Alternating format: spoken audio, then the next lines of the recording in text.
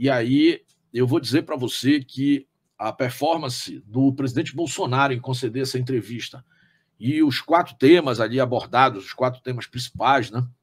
Olha, pessoal, não pode ter um brasileiro, um patriota que passe sem assistir o conteúdo desse material.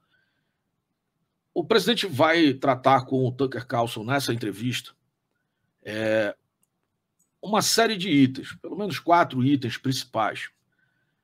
Ele vai falar sobre a questão da questão do domínio e da expansão e a troca de mãos de imperialismo no mundo, de um imperialismo americano por um imperialismo chinês. Aí ele vai usar lá como exemplo, por exemplo, o trabalho de base que foi feito no continente africano. Não estou falando de um país, tá? Estou falando do continente inteiro. Hoje, por exemplo, e essa informação vem na entrevista, só tem um dos países, que é um país pequeno na África, que não é da corrente chinesa. Ou seja, é fácil você identificar isso, que reconhece a China, né, continental como país. Só tem um que reconhece Taiwan do outro lado. E a maioria desses países houve uma construção, uma compra da infraestrutura a partir das autoridades locais. E hoje, praticamente, esses países são muito dependentes da autorização chinesa para as suas políticas. Olha o problema que é. Tem gente querendo trazer isso para o Brasil, né? Tem gente que está doido para pintar a nossa bandeira de vermelho, né? Lembrando que a China não tem nenhuma teoria da conspiração sobre isso. Ela é dominada, ela é comandada, ela tem um regime, né? Apesar de chamar de república, né, popular da China, enfim, mas ela é um país que tem um único partido político. Que, vamos falar aí, cadê o pessoal que gosta de ser esquerda, mas tem medo de dizer que é comunista?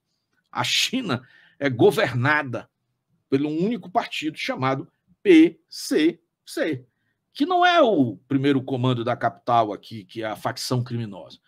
É Partido Comunista Chinês. Então, para quem acha que não existe comunismo, comunismo é uma fantasia. Você já viram jornalista falando, esse pessoal sonha com o comunista está embaixo da cadeira, está embaixo, chapéu de alumínio, não sei o... Pois é, essa turma está doida para entrar na folha dos vermelhos. Então, é uma ameaça ao nosso sistema de vida, ao nosso sistema cultural e político aqui, a forma com que nós nos relacionamos no Ocidente, a imposição desse padrão. E ele aborda isso muito fortemente e questiona o presidente Bolsonaro sobre esse tema. E o presidente Bolsonaro dá uma série de respostas em um nível...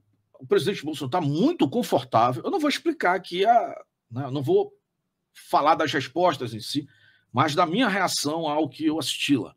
Então, o presidente dá respostas muito confortáveis. Aliás, eu nunca vi o presidente Bolsonaro tão confortável em explicar, e foi muito profissional, sem... O presidente tem aquele formato muito coloquial, né, muito povo, mas ele está ali profissionalmente, ali, até porque ele está falando para o mundo todo nesse momento.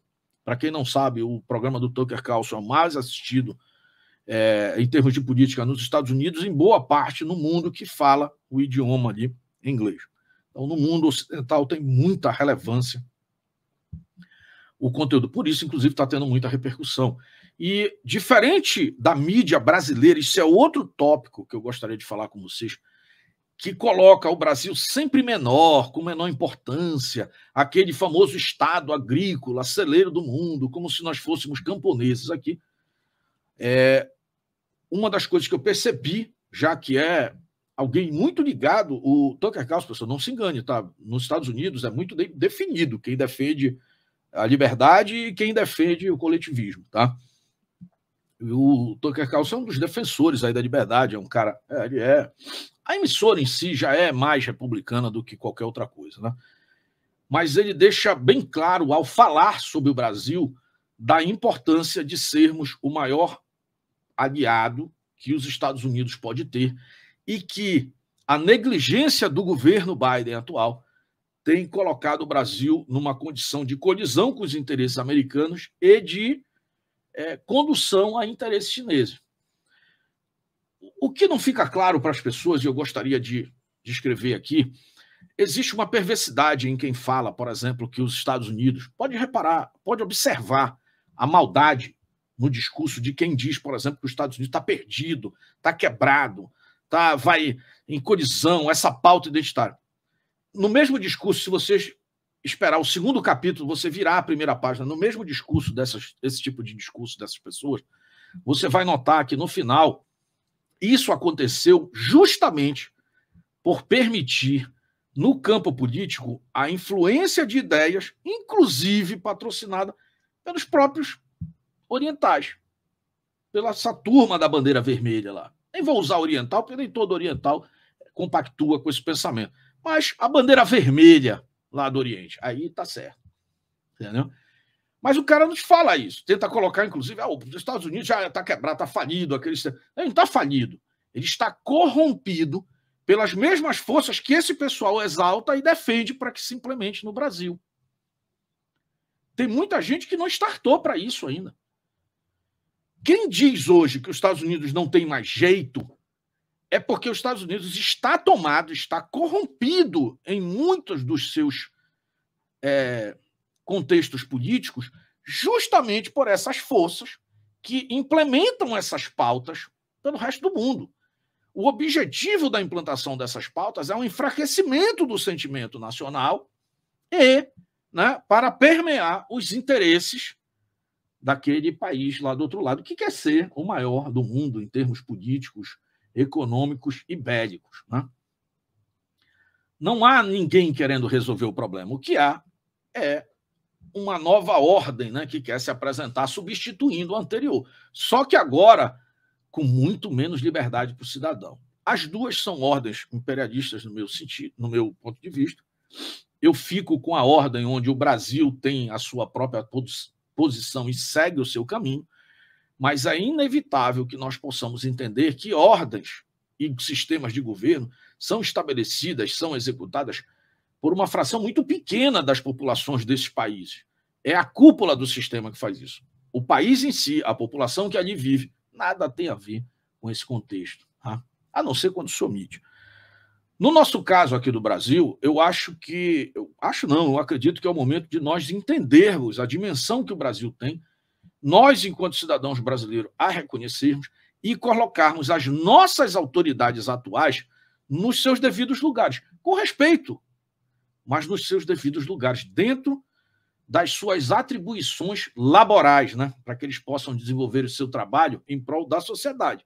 Hoje, nós temos um sistema aqui no Brasil que foi aparelhado e que vive da sua própria,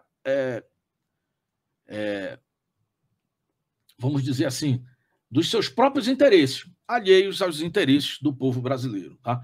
Essa entrevista deixa isso também muito claro, quando o Tucker Carlson faz uma pergunta ao presidente Bolsonaro sobre a questão do... ele faz uma pergunta bem direta. Por que a mídia, a esquerda, os políticos no Brasil odeiam tanto o presidente? É feita essa pergunta direta. E o presidente vai e responde, porque a praxe no sistema político brasileiro é aquele governante, aquele presidente que entra e aí imediatamente faz o loteamento, né, do próprio governo, entregando ministérios, entregando estatais, entregando bancos estatais e por aí vai.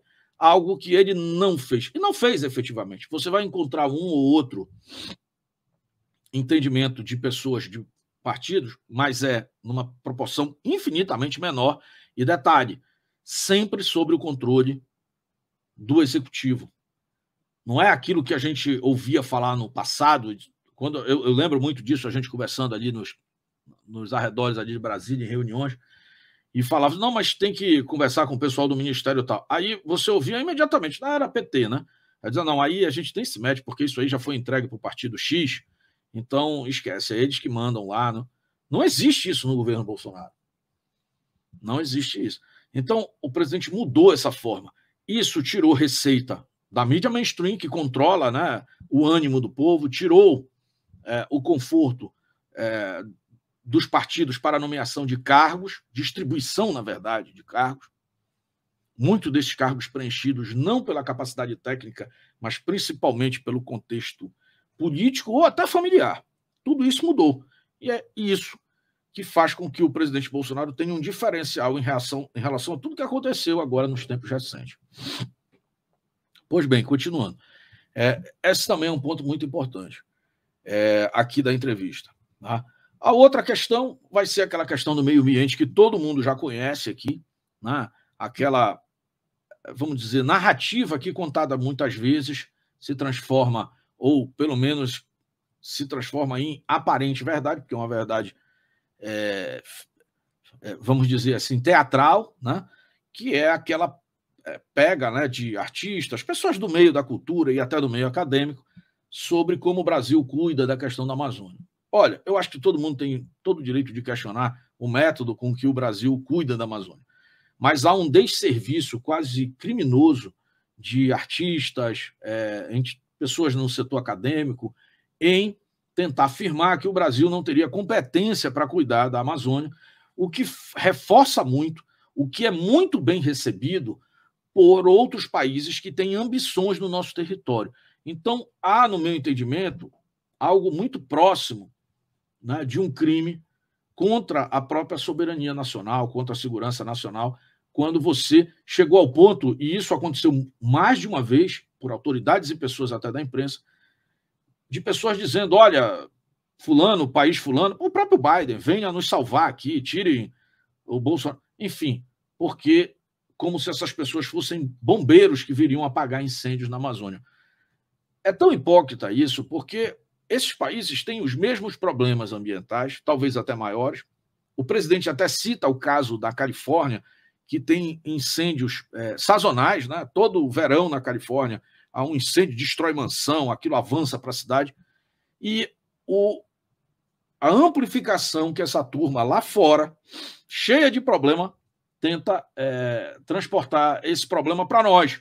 E aqui a história cola, porque aqui tem muita gente vendida para falar mal do Brasil. Então, esse é um ponto muito importante, né?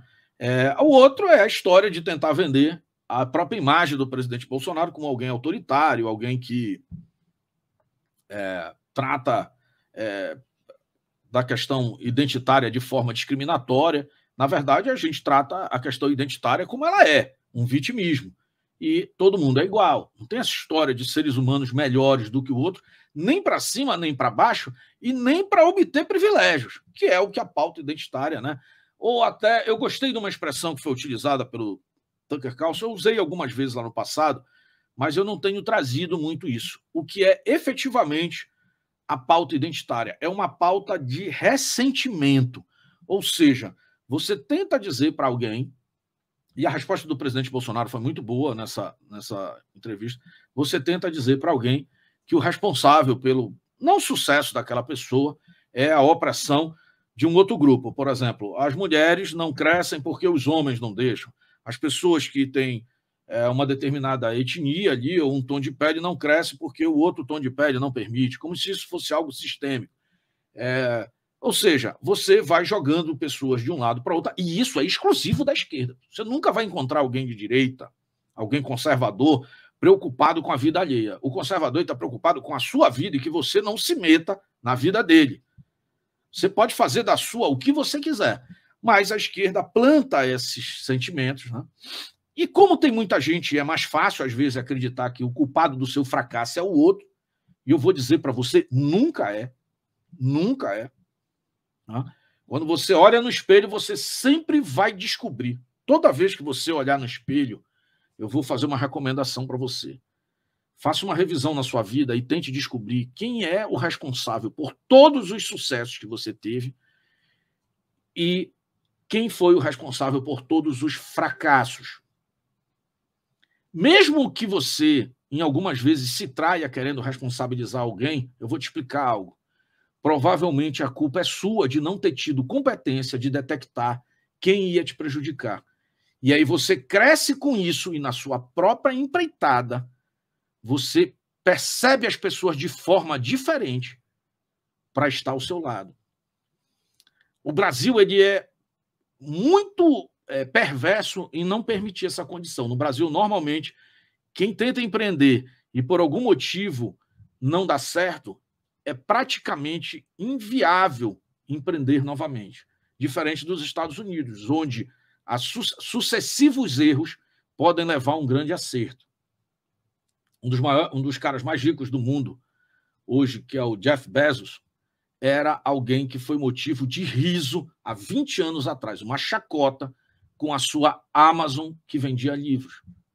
Lá, ele tem a segunda, a terceira, a quarta chance até que dê certo e se torne um dos caras mais poderosos. Aqui no Brasil, você monta uma padaria, provavelmente, qualquer coisa que aconteceu de errado ali, mesmo que tenha sido involuntariamente sua e que tenha até motivos terceiros, vai te escravizar por 30, 40 anos em dívidas e aborrecimentos, justamente para que você não possa reagir.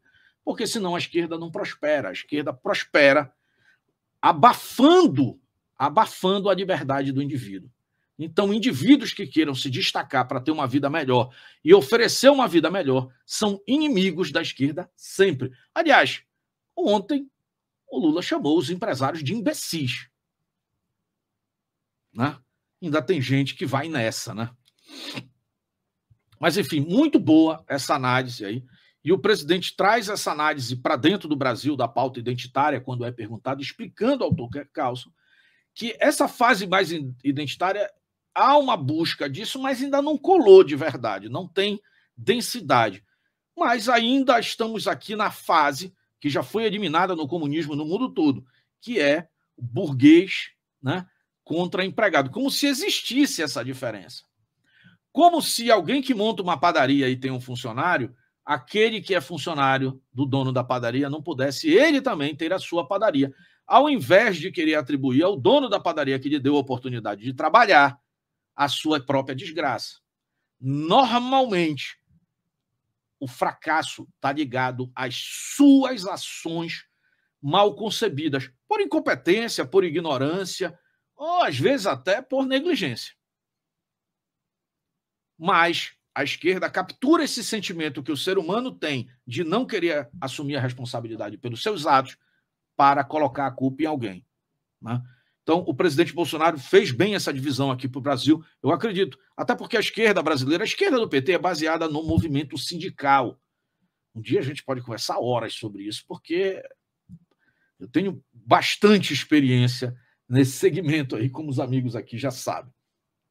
Então, gostei muito do presidente, tem exatamente essa visão, e eu concordo, olha, sem tirar absolutamente nada do que o presidente falou. Detalhe, pessoal, tudo isso é o presidente conversando com o maior jornalista de política e de análises políticas nos Estados Unidos, na TV aberta, na TV fechada, na internet, provavelmente um dos mais conhecidos no mundo. O que está transferindo essa informação, que estava só com o presidente, porque a imprensa brasileira não repercute essas informações, para o mundo.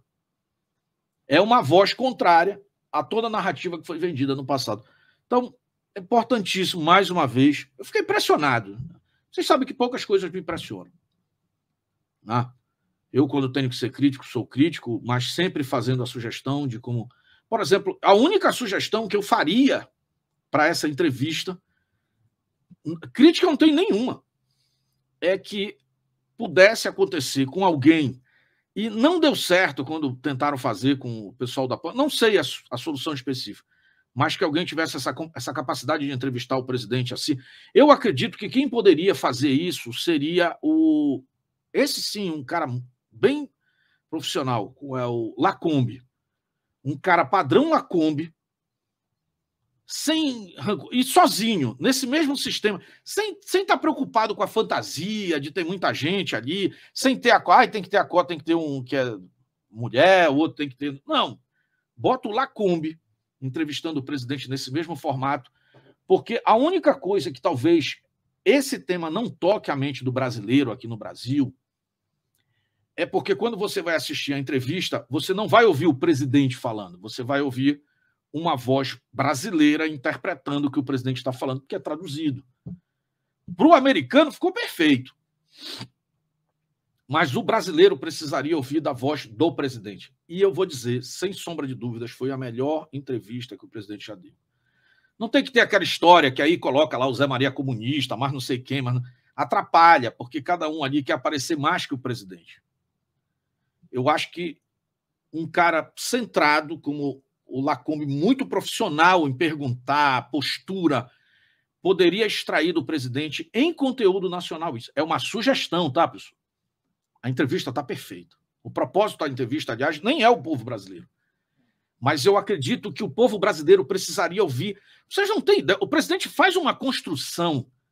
Primeiro que a entrevista começa, há muito interesse, porque é um cidadão americano, para ele não concebe alguém num país como o Brasil, que é uma potência, o cara que é acusado de tudo que não presta, a imprensa toda e os políticos de esquerda chamando ele de miliciano, fascista, o cara é esfaqueado por um militante que fazia parte de um partido de esquerda radical, do PSOL, era filiado ao PSOL. E o cara vai lá e esfaqueia. O cara está impressionado de ver. Como é que o senhor está aqui? Você entendeu qual é a importância? Porque há uma construção de um caminho desde a concepção da campanha. Olha, ainda vou dizer mais. Se ao invés de fazer no documentário só uma meia hora ou 40 minutos sobre o presidente, devia fazer 2 horas. E puxar tentar condensar os 10 anos antes disso tudo. Como esse homem sozinho, dentro do Congresso Nacional, sozinho, foi o único deputado apontado por não receber propina. O único. Tudo isso é importante. Foi o único que lutava por essas pautas, que luta até hoje, que o ser humano possa se defender, a autodefesa, que defendeu o sistema de segurança. Pessoal, 90% da turma, a esquerda, inclusive, a esquerda acho que 100%, defende o bandido e não a polícia. Olha só a coisa como é distante. Como esse cara, esse presidente Bolsonaro, sobreviveu 30 anos no Congresso. Ao ponto de que, na oportunidade, quando a oportunidade chegou, quando tudo se apresentou, ele estava preparado e venceu junto com o povo. Então, a única coisa que eu faço aqui é, por favor, para que o povo, até porque é legendado, a pessoa, se você piscar, você perde uma frase importante. Você tem que assistir com muita atenção a entrevista toda, porque cada palavra que foi dita nessa entrevista é importante.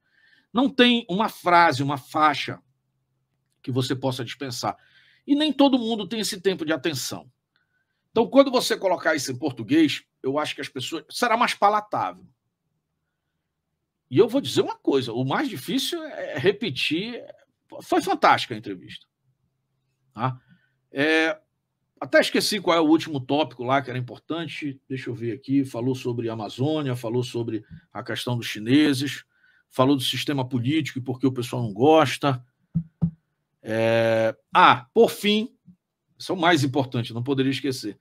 Ele bate exatamente em algo que é muito caro para o americano médio, que é o povo americano. Assim como tem o brasileiro médio, que é o povo brasileiro, que é a questão de direitos e garantias fundamentais na liberdade e no direito à autodefesa.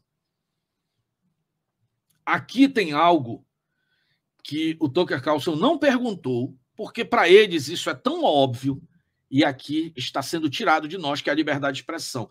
Não foi dado tanta ênfase. O presidente até fala, mas ele focou muito mais na defesa, porque para eles seria simplesmente inconcebível. Eles estão vivendo o problema onde os democratas, os progressistas, hoje querem tomar esse direito do cidadão americano. A liberdade de expressão nem passa pela cabeça do americano, porque é algo tão óbvio que não poderia nem ser tocado. Aqui no Brasil, eu acredito que a gente está mais da metade do caminho de não poder falar. Era o que poderia acrescentar aqui numa versão nacional. Porque para o americano sequer isso é um problema, porque é simplesmente impossível que aconteça, na visão deles atual. E era o único acréscimo na matéria em si, mas para eles isso não iria servir. Para nós aqui é essencial. Nós estamos muito perto.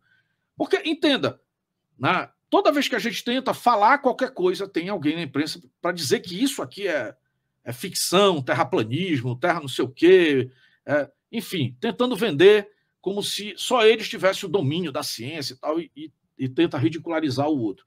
E eu nem estou falando que esses conceitos devem ser ridicularizados, não. Porque eu acredito que todo o conhecimento deve ser explorado, todo ele.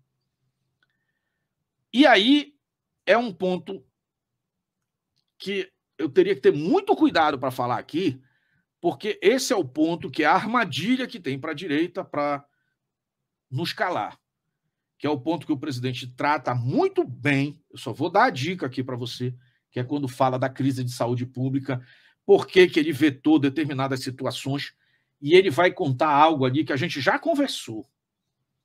E é o principal motivo de porque todo dia eu digo que é troca tudo em 2022.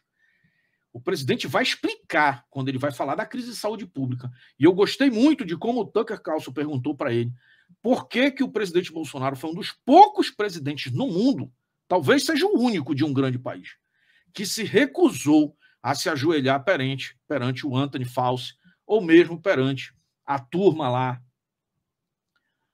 dos controladores, como o nosso amigo lá de Davos, o Klaus Schwab. Por que o presidente foi o único que se rebelou contra isso? No meio disso, ele vai explicar que, a partir da leitura que ele fez de um contrato de uma farmacêutica que não se responsabilizava pelos danos que aquela companhia internacional poderia gerar nos brasileiros, ele não firmou o contrato. E nessa hora, pessoal, troca tudo em 2022, sem pena. O presidente revela, não é uma informação privada, que como ele vetou aquela empresa por conta desse contrato, o nosso Congresso, ele não vai dizer o que aconteceu por trás para que o Congresso fizesse isso. O nosso Congresso pegou essa cláusula de não responsabilização de uma única farmacêutica e se reuniu rapidamente sob o comando ali do Maia à época e estabeleceu um procedimento que isentava todas as farmacêuticas. O presidente tentou defender de um lado. Olha, o nosso Congresso atual, todos aqueles que estão lá, por ação ou omissão, não nos representam. Não nos representam. Poderiam ter sido impedido muita coisa que aconteceu, muita desgraça nas pessoas que tiveram danos de saúde e psicológicos. Poderia ter sido econômicos, então nem se fala. Está lá na entrevista, está lá nas entrelinhas. E no meu entendimento é por ação ou omissão. Porque não é só porque não votou, não fizeram o barulho devido. Alguns eu sei que merecem destaque. Eu não vou me pegar nisso agora aqui, porque faltaria outros. Tem ali uns 10 parlamentares. Posso tentar, talvez, a Zambelli, a Bia Kicis, mais um ou outro ali. O Silveira, que tentou comprar essa briga. Mas o resto, silêncio absoluto, aprovou. E o presidente foi derrotado no Congresso. Ele fala isso, não? Transformaram em lei. Porque a gente olha, às vezes, a gente tem uma tendência aqui a querer responsabilizar lá o estogado. Tem mesmo. Na questão, por exemplo, da interferência nos estados, são eles mesmos. Mas o Congresso faltou com o povo. Não merecem estar de volta lá. Merece zerar tudo. Coloca o seu Manuel da esquina agora lá. Coloca o teu professor de natação, sei lá, mesmo. Tira aqueles caras de lá. Eles já te traíram. Tira essa turma de lá. O presidente deixa claro isso, eu não tenho nenhuma dúvida com relação a esse ponto. Pena é tão sério que eu não posso nem explicar aqui dessa. Estou pensando em fazer um vídeo lá para o Pratatube só sobre isso, para que você possa entender a gravidade do que esses caras fizeram.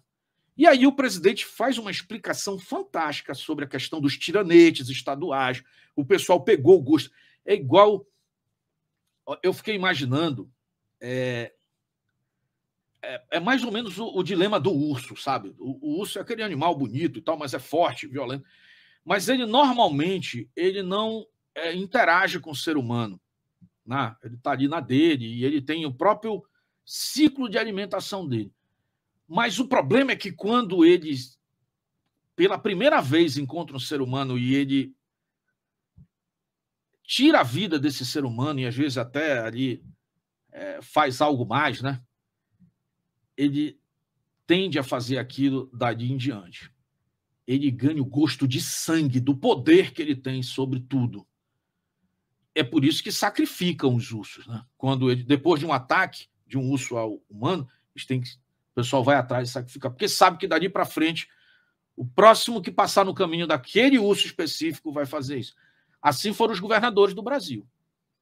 A maioria dos governadores do Brasil sentiu sangue fácil do povo brasileiro, como tratou o brasileiro como vítima, aprisionou em casa. Era comboio de viatura da polícia com sirene em cima dizendo: fiquem em casa, não saiam, é pela sua proteção. Eles sentiram sangue do frouxo, do temor. Colocaram a população de joelhos e disse: meu amigo, agora a gente pode tudo. Eles só estão esperando a próxima crise. Não devolve ninguém para o cargo. Ninguém. Se você honra você mesmo, a sua família, e eu não estou dizendo que é bem ou mal, que alguém cuidou de alguém, você decide isso. Deixa o teu médico decidir o que é bom para você. Não um político. Essa resposta já veio em primeiro lugar, talvez, para o líder desse movimento no Brasil, que foi o Dória. Nem aguentou, sabe as cagadas que fez, e eu vou dizer, provavelmente fez isso baseado numa cólera, num sentimento. Alguém que saiu das suas faculdades e assumiu um papel de tirania interna. Talvez ele tenha olhado no espelho e disse: meu Deus, o que eu fiz? E é como aquele que se autoexila de tão ruim que foi. Muitos deveriam ter esse sentimento, mas não vão ter, tá? Muitos vão tentar, inclusive, se reeleger. Você que está no teu estado, perceba quais foram as atitudes dos governadores com relação a isso e decida você se você gostaria ou não de reconduzir. Muita gente pode, nesse momento, tentar criticar o presidente, mas o senhor, o que fez?